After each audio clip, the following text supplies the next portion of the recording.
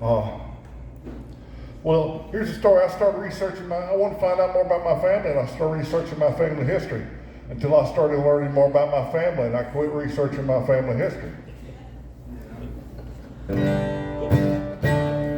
My Uncle Herman, when he died, at the funeral, there was a woman there crying, and nobody knew who she was, and somebody went over and talked to her and said, you know, how did you know the deceased? And she said, he was my husband. And they're like, oh, wait a minute, he was that woman in the wheelchair's husband. Turned out Herman had a couple families there in town, one on each side of town, and they knew about each other, but nobody else knew what was going on. My grandfather shot my grandmother in the back of the head with a shotgun and just pissed her off. She had Jesus on her side and a headrest, and he was drunk. He had a stroke, he could only use half of his body, and he had birdshot in the shotgun, so I'll just sing you the song.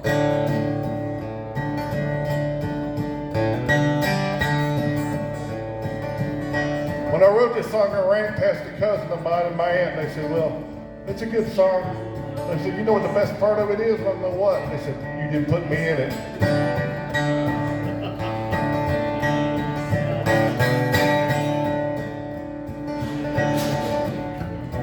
Old Uncle Herman, yes, he's pretty sly. He's got one family here, one on the side. He says it ain't cheating, he's just a family man. I just screwed up the damn song.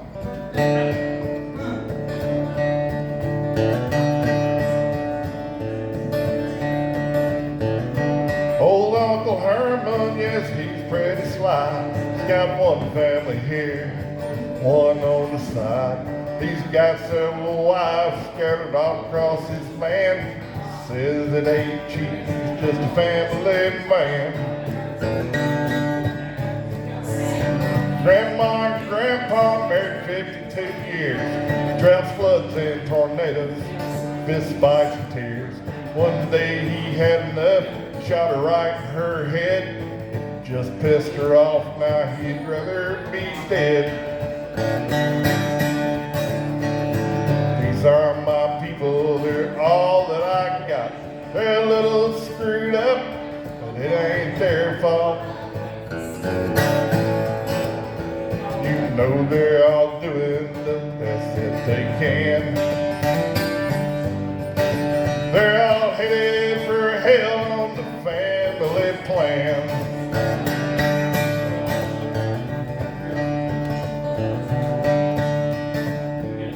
My aunt's been married to 5 or 6 men. She married one twice so she could divorce his ass again.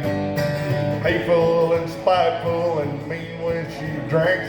She don't really give a damn about what you think.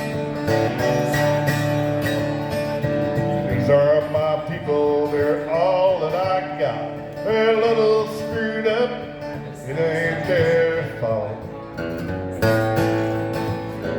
You know they're all doing the best that they can. They're all headed for hell on the family plan.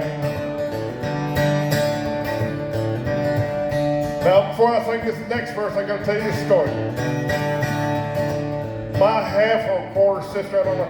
My parents got divorced when I was little. I can't play and sing, and I'll have to tell you the story instead. My parents got divorced when I was little. Actually, my mom wanted to kill his ass, but she figured that divorce is probably cheaper. She's questioning it, but she's 80 now. She still questions that decision. But my mom got remarried, and my biological father gave us up and let my stepfather adopt us. And so he went on, he got remarried, and they had a son, and they adopted a daughter. Well, I'm not legally part of that family anymore, but I'm kin to them.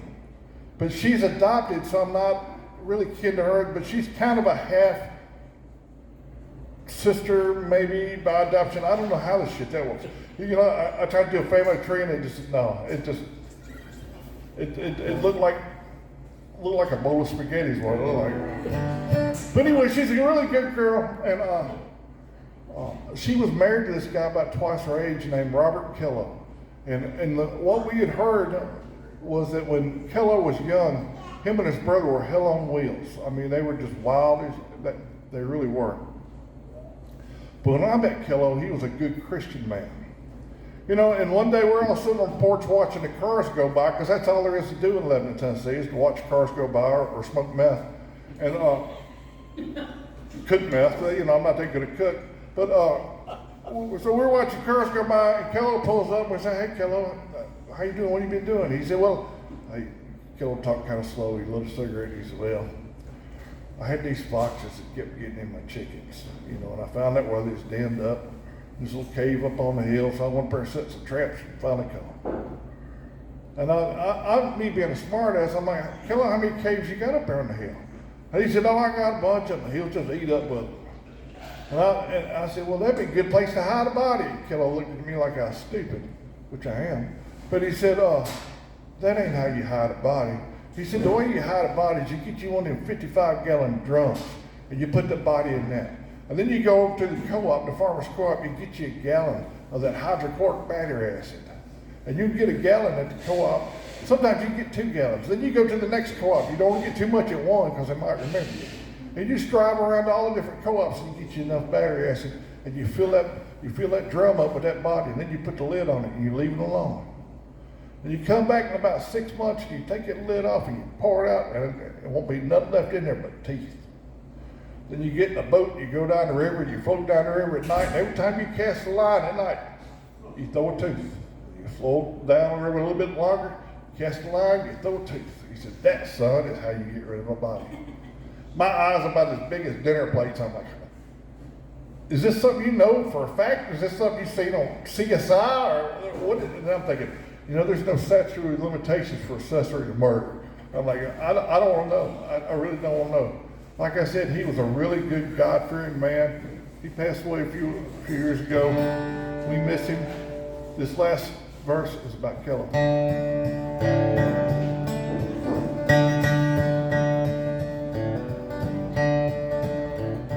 Conmen and hustlers, drunkards and thieves, mentally ill and musicians like me. We'll take your last dollar, we'll sleep with your wife, we'll help you hide a body in the middle of the night. These are my people, they're all that I got. We're a little screwed up, it ain't our fault. You know we're all doing the best that we can. We're all headed for hell on the family plan. You know we're all doing the best that we can. We're all headed for hell on the family plan.